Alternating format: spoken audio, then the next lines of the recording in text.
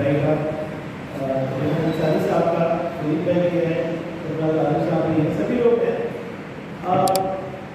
एक अच्छा प्रोग्राम हमेशा यहाँ पे किया जाता है करियर काउंसलिंग। आज के ज़माने में करियर का मतलब ही बदल गया, तो करियर बदल गया तो काउंसलिंग बदल गई। हामिद सर, रेहान भाई, सैयद साहब, तो लोगों ने आपको टेक्निकली बताया होगा कि कौन से कोर्स में जाना चाहिए, कैसे मालूमात लेना चाहिए। मैं मुख्तसर में आपको बताऊंगा कि आज वीज़ा कैसे बदल रही है और गवर्नमेंट की सोच कैसे बदल रही है। क्योंकि आज जितने बच्चे बैठे हैं ये यहाँ से इंफॉर्मेशन लेके कोई कोर्स करना चाहते हैं और ऐसा कोर्स करना चाहते हैं कि जो जिंदगी में लोग कामयाब हो सके या तो कोई कारोबार कर सके या नौकरी कर सके। बहुत सारे माँ बाप भी यहाँ पर हैं। मैंने जो अभी तजुर्बा किया है, जो दुनिया में हो रहा है, जो सरकारें सोच रही है, वो कन्वेंशनल यानी इस तरह से हमने पढ़ा है 10वीं 12वीं ग्रेजुएशन और फिर उसके आगे पोस्ट ग्रेजुएशन, इस फॉर्मेट में बाहर सोच रही है। 2019 में मैं एमएलए बना, महाराष्ट्र सरकार ने एक बहुत इम्पोर्टेंट डिसीजन लिया। जनाब नवाब मलिक साहब हमारे स्किल डेवलपमेंट के मिनिस्टर ने एक स्किल यूनिवर्सिटी का कानून पास किया है। अब स्किल क्या है? हुनर, बहुत ही बेसिक चीज़ है हुनर। लेकिन सरकार ने इतनी अहमियत इसको दी कि हुनर सिखाने के लिए अब यूनिवर्सिटी बन गई है और यूनिवर्सिटी का कानून अगर आप पढ़े तो बहुत तवील है वो कानून और वो फ्यूचर लिखा है। तो आप कोई भी काम करें ये सोचिए कि तालीम एक हुनर देती है। तालीम का एक हिस्सा होता है नॉलेज, दूसरा हिस्सा होता है हुनर और वो आता है कॉन्फिडेंस से। तो स्किल यूनिवर्सिटी जो महाराष्ट्र में बनी है, शायद उसके बारे में आपने बात किया होगा, उसकी एक प्राइवेट यूनिवर्सिटी भी बनी है। HR कॉलेज की प्रिंसिपल थी, उन्होंने ये बैंगलोर में बनाई है। मैं जितने बच्चे यहाँ पर बैठे हैं उनको गुजारिश करूँगा कि जो दिखता है, जो आज तक सुना है कि आर्ट्स लेना चाहिए, साइंस लेना चाहिए, कॉमर्स लेना चाहिए, उससे हटकर जो आपके मन में, जो आपके दिल में शौक है। अभी एक हम लोग यहाँ पे बात करते हैं, बच्ची का नाम है हिबा सैयद। अब ये बच्ची बदरगली में रहती है। इसने फैशन डिजाइनिंग में भी लेदर के जो चीज़ें होती है, जो बदरगली में बिजनेस होता है, वो लेदर डिजाइनिंग के अंदर एक एग्जाम होता है जो IIT के बराबर होता है, कम एग्जाम, उसमें वो एग्जाम दिया और 304 मार्क्स लाया और उसका एडमिशन भी हो जाएगा। अब सोचिए वो लड़की इंजीनियरिंग का भी एग्जाम के पास हो सकती है, लेकिन उसके दिल में ये था कि मैं फैशन डिजाइन करूँगी, वो भी मैं लेदर डिजाइनिंग करूँगी, यानी बैग्स, बेल्ट्स ये करूँगी। इतना स्पेसिफिक सोचते हैं लोग। तो अपने दिल में जो ख्वाहिश है वो पहले पहचानो कि मैं क्या करना चाहता हूँ, मेरा क्या शौक है। मेरी बच्ची मैं हमेशा उससे पूछता हूँ, दूसरा आज आई नहीं, लेकिन मैं उसको बोल रहा था कि प्रोग्राम में आओ, 7th स्टैंडर्ड मैं उसको कितने भी बार सवाल करूँ कि बेटा what you want to do, तो मुझे एक जवाब देती है, मुझे बहुत अच्छा लगता है, आई एम नॉट डिसाइडेड। मतलब वो श्योर है कि उसने अभी डिसाइड किया। 4 साल की थी तो बोलती थी मैं शेफ बनूंगी। मैंने उसको IAS ऑफिसर से भी जाकर मिलाया, बहुत बड़े इदारे दिखाया, उसको मुंबई का डिजास्टर मैनेजमेंट दिखा दिया, वो इम्प्रेस ही नहीं होता। वो IAS ऑफिसर को मेरे एक दोस्त मिला साहब, तो मैं उनके पास ले गया। अश्विनी भिड़े है जो ये पोस्टल रोड बना रही है, मेट्रो बना रही है, वो एक लेडी ऑफिसर है। तो मैं दोनों के पास ले गया कि उसको अभी से शौक आए कि वो IAS बने। तो दोनों को मिलकर बोलती नहीं मुझे IAS नहीं बनना, आपकी ऑफिस इतनी अनऑर्गेनाइज्ड है, मैं ऐसा काम नहीं करना। Means she is so sure कि उसको क्या नहीं करना है। वरना नॉर्मली बाप पॉलिटिशियन है, MLA है और लेके जा रहा है IAS ऑफिसर के पास, तो बच्चे को उनका सही होता है अब मेरे को IAS बनना है। लेकिन ये सबसे बड़ी बात होती है कि आपको पता हो कि आपको क्या नहीं करना है। मैं सॉफ्टवेयर इंजीनियर बन गया, मुझे नहीं बनना था। मैं तो अपना किस्सा सुनाऊंगा तो आप लोग हंसोगे। मैं सॉफ्टवेयर इंजीनियरिंग जब किया तो उस वक्त सबसे बड़ा प्लेटफॉर्म था AS400। मतलब हिंदुस्तान में कोई AS400 के कंप्यूटर थे, एक महिंद्रा के पास में AS400 पे काम किया। उसके बाद सबसे मॉडर्न कोडिंग लैंग्वेज थी ऑरेकल 8 वो सीख लिया। उसके बाद मेरे अभी अब हमने आपसे यूएस जाना है, तो यूएस के लिए मेरे ना रात के इंटरव्यू सेटअप होते थे, क्योंकि यूएस रिवर्स चलता है, वो लोग दिन में रात का हिस्सा।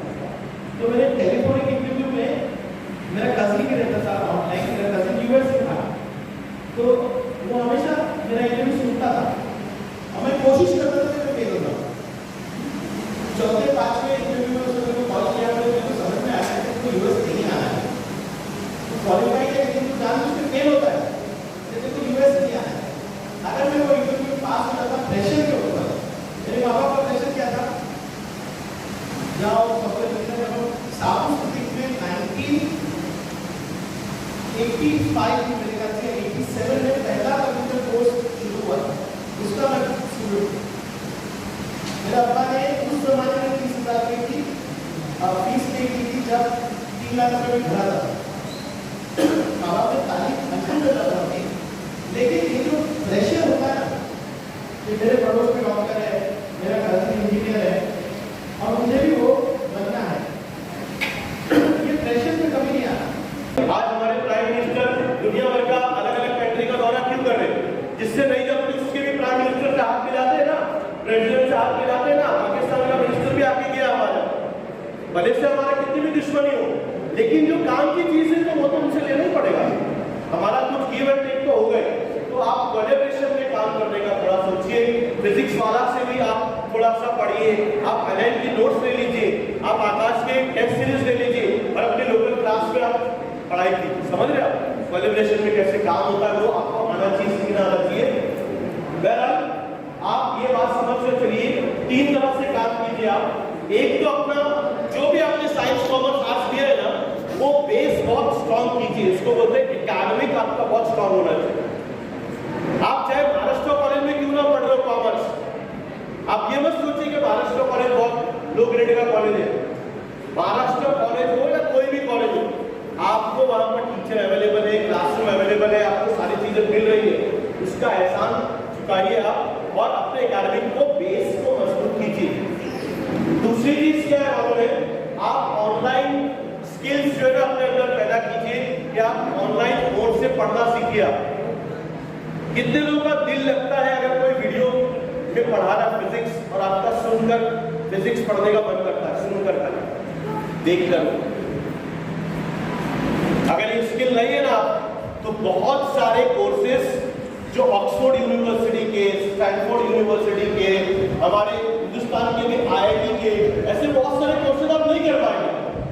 और अगर आपके अंदर स्किल है ये ऑनलाइन मोड से सीखने की, मेरी स्कूल उर्दू मीडियम स्कूल है, मैं अपने स्कूल की 90 की बच्चियों के साथ में बैठकर ऑक्सफोर्ड यूनिवर्सिटी के 2 कोर्सेज में हमारे बच्चों को रजिस्ट्रेशन करा है, फ्री ऑफ कॉस्ट, कोई पैसा नहीं होगा, क्योंकि वो स्कूल लेवल का कोर्स है। और ऑक्सफोर्ड कहाँ पर है? वो बाहर की कंट्री का कोर्स, एक छोटा सा बच्चा अपनी बम्बई की छोटी सी उर्दू स्कूल में पढ़ रहा है, क्यों? कैसे? ऑनलाइन मोड से सीखा है। बहुत सारे हमारी लड़कियां, उनको आगे पढ़ने नहीं मिलता है, ऑनलाइन मोड से पढ़िए, क्यों नहीं पढ़ने मिलेगा? तीसरी इंपॉर्टेंट चीज क्या मालूम है, आप सिर्फ कॉलेज के भरोसे या ऑनलाइन मोड से पढ़ने के भरोसे मत रहो। तीसरी चीज इंपॉर्टेंट है, वो क्या है मालूम है, आप मार्केट में आओ।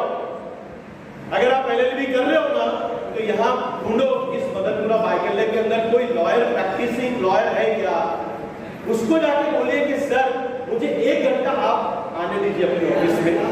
मैं तो अपना रिजवी कॉलेज से एलएलबी कर रहा हूँ, लेकिन मेरे पास 1 घंटा बचता है, मैं आपके साथ में बैठ के आप जो काम बोलोगे मैं करूँगा। इसको बोलते हैं इंटर्नशिप। क्या बोलते हैं इसको? इंटर्नशिप। जो बच्चे नीट की तैयारी करेंगे, अभी 11th 12th साइंस पढ़ने के साथ नीट की तैयारी करेंगे, वो किसी एमबीबीएस स्टूडेंट को ढूंढिए आप, या किसी एमबीबीएस डॉक्टर को ढूंढिए और उनको बोलिए कि सर महीने में 1 बार आप मेरे साथ में खाली बैठिए, मेरे कुछ डाउट्स होंगे या मुझे ये प्रॉब्लम्स होगा, मैं आपके साथ शेयर करना चाहता हूँ। इसको क्या बोलेंगे? इंटर्नशिप बोलते हैं। कि आपको जो कुछ कोर्ट में करना है ना, वो आपको कॉलेज में नहीं सिखाया जाता।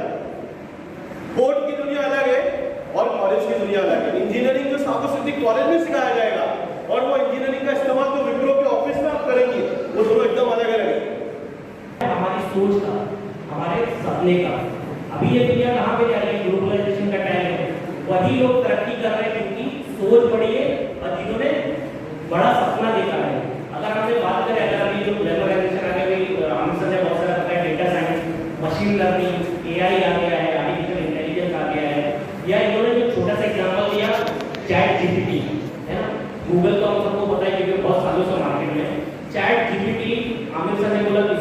पता है तो शायद 2-4-5 लोगों ने हाथ उठाया और हमको पता भी नहीं है। लेकिन आप यकीन मानो कि पूरी दुनिया में चैट जीपीटी यूज करके लोगों ने बिजनेस डेवलप कर दिया और पैसा बना है। अगर आप गूगल प्ले स्टोर पे जाएंगे और चैट जीपीटी का एप्लीकेशन डाउनलोड करेंगे तो वो थोड़ी देर बाद आपको 3 दिन फ्री देगा, फिर पैसा मांगने लगेगा। या फिर इस तरीके के दूसरे आर्टिफिशियल टूल है। तो जो चीज़ें हमको मालूम नहीं है वो चीज़ें लोगों ने सीख के उसमें बिजनेस मॉडल बना लिया, पैसा कमा लिया। अभी तो हमको दूसरी चीज़ें हमको पता चली कि इलेक्ट्रिक कार मार्केट में आई या दूसरी बोरिंग कंपनी है। हम सबने इलॉन मस्क का नाम सुना है ना?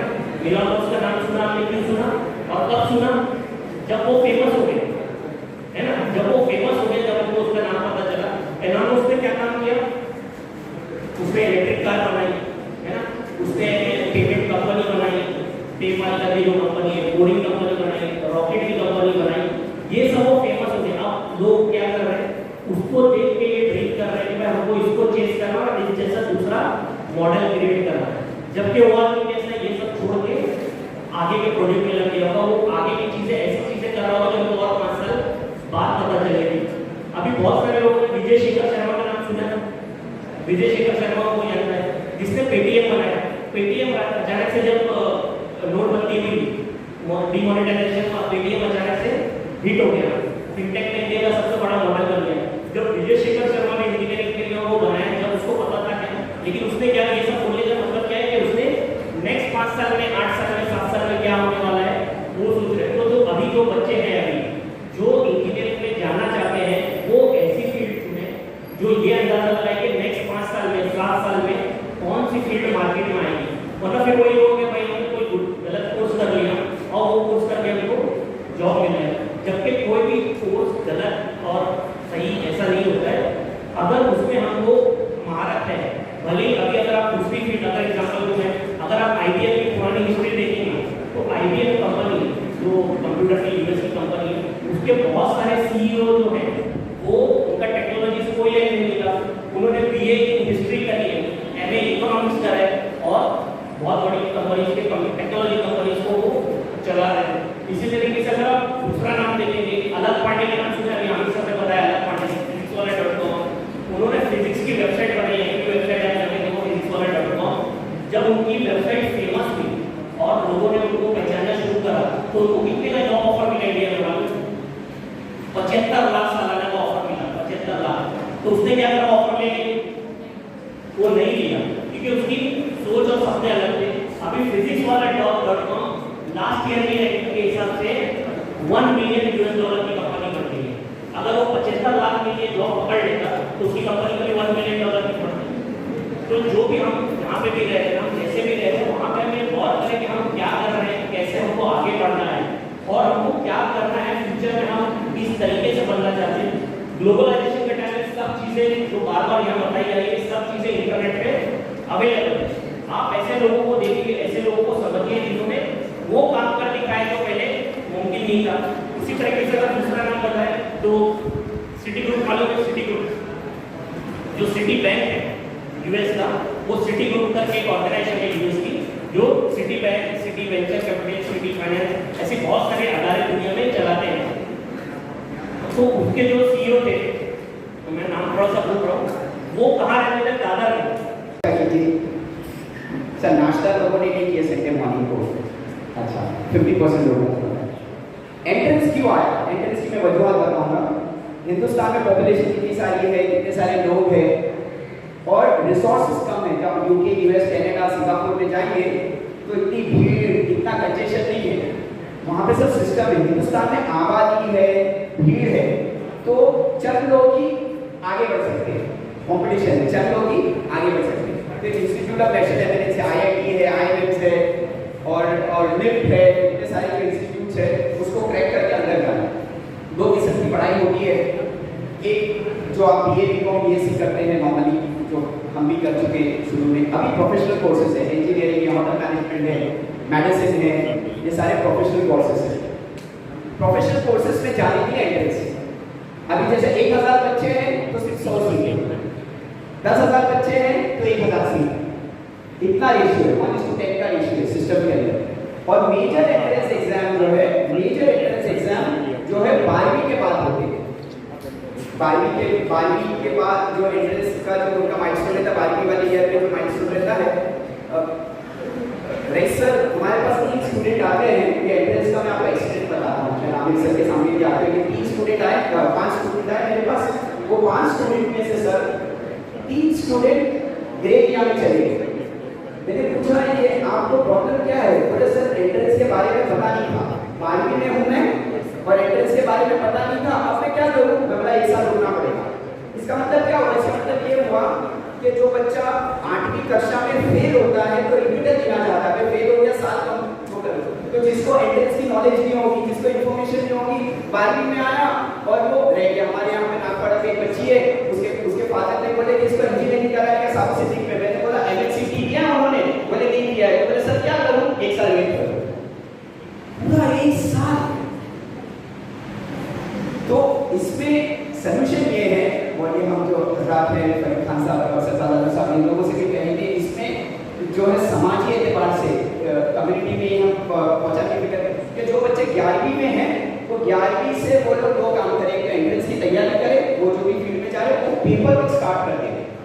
जैसा 11वीं का इम्तिहान आपका हुआ, पहले स्टैंडर्ड में आप स्टार्ट में गए तो उसमें जैसा अगस्त से चालू हो जाएगा, जुलाई अगस्त से, कि भाई ये डेट आएगी और ये डेट को फॉर्म भरने का है और ये लास्ट डेट है और ये कैप राउंड होगा, मतलब आप 12वीं स्टैंडर्ड के पूरा साल आपकी ये कहानी चलेगी। 12वीं क्लास के बाद नहीं, 11वीं के बाद। तो हम जो फिक्रमंद हो जाए कि 12वीं के अंदर हम जब रहेंगे ये सारी चीजें करें, छोटी छोटी चीज जानकारी करने की कोशिश करें। डॉक्यूमेंट्स के बारे में एक बच्चा आया मेरे पास, कहने लगा सर मैं ना ईडब्ल्यूएस कैटेगरी में ट्राई करूंगा। मतलब बहुत अच्छी बात है, तुम्हारे पास सर्टिफिकेट है? बोले है। मैं जब तुमने दिसंबर के महीने में फॉर्म भरा उस वक्त आपने ईडब्ल्यूएस कैप्चर किया? तो बोले नहीं किया। तो बोला सिस्टम है ना वो चीज समझता है, अभी आपके हाथ में मार्च अप्रैल में सर्टिफिकेट है, कुछ काम का नहीं। फॉर्म भरने के टाइम पे आपने उस वक्त कैप्चर किया होगा तो आप ईडब्ल्यूएस की आपकी एलिजिबिलिटी बैठ गई। तो ये कहने का सारांश यही है, समझ यही है कि आप साल भर अभी 11वीं से अभी आप जैसा आमिर सर कह रहे थे कि फर्स्ट ईयर रेस्ट ईयर नहीं है, अभी से आप कॉलेज की पढ़ाई शुरू करो और कौन से क्षेत्र में आपको एंट्रेंस एग्जाम देना है वो क्षेत्र का एंट्रेंस का फॉर्म भरो। उसमें बहुत सारे पेपर्स लगते हैं, इनकम सर्टिफिकेट लगता है, डोमिसाइल लगता है, डोमिसाइल के पासपोर्ट के साथ चाहिए वो लेके आओ। तो क्या होता है लोग कंसल्टेंट के पास और एजेंट्स के पास और रोड कस्टमर को पहुंच जाते, बोलते सर 3 दिन में चाहिए। 10 साल 20 साल में आप अपने आप को उस प्रोफेशन में देखना चाहते हैं या नहीं देखना चाहते? क्योंकि वो जो कोर्स आप करेंगे वो आपको जीना होगा। लाइक जो भी फॉर एग्जांपल जैसे बोल रहे हैं कि कर रहे हैं, बीएससी माइक्रोबायोलॉजी कर रहे हैं, you want to be a doctor, you want to be an engineer, you need to understand that you are going to live that course and live that profession as a company में survive करने के लिए, किसी भी sector में survive करने के लिए। स्कॉलरशिप की जहाँ तक बात है तो गवर्नमेंट स्कॉलरशिप अवेलेबल होती है और स्टेट लेवल और सेंट्रल लेवल की जो गवर्नमेंट स्कॉलरशिप्स हैं उसमें अप्लाई करना जरूरी है। क्योंकि आप लोग बता सकते हैं हम में से जितने लोग हैं माइनॉरिटी को कौन लोग बिलोंग करते हैं, माइनॉरिटी कम्युनिटी को कौन लोग बिलोंग करते हैं? आप में से कितने लोग हैं जो माइनॉरिटी में हैं? प्लीज हाथ उठा सकते हैं अगर आपको लगता है कि आप माइनॉरिटी में हैं, और अगर आप माइनॉरिटी में नहीं है तो आप हाथ ना उठाएं। माइनॉरिटी कम्युनिटी में कौन कौन सी कम्युनिटीज आती है वो कोई बता सकता है? ओके, क्योंकि टाइम बहुत कम है। Christians, Sikh, Parsi, Jain and Muslims, people who are practicing Islam belong to minority community। आप लोग जितने यहाँ बैठे हैं सारे के सारे minority community को belong करते हैं। और minority scholarships में पैसा बहुत आता है लेकिन वो वापस चला जाता है। क्यों? क्योंकि हम अपना जो राइट है वो एक्सरसाइज ही नहीं करते, हमको पता ही नहीं है। जैसे सर ने ध्यान से बोला कि अवेयरनेस का मसला है, हमको नहीं पता है कि हम कौन है, कहाँ है, करना क्या है। तो वो जो क्लैरिटी की जरूरत है वो आप प्लीज अपने अंदर, I mean fire in the well वो नहीं है हमारे पास। जो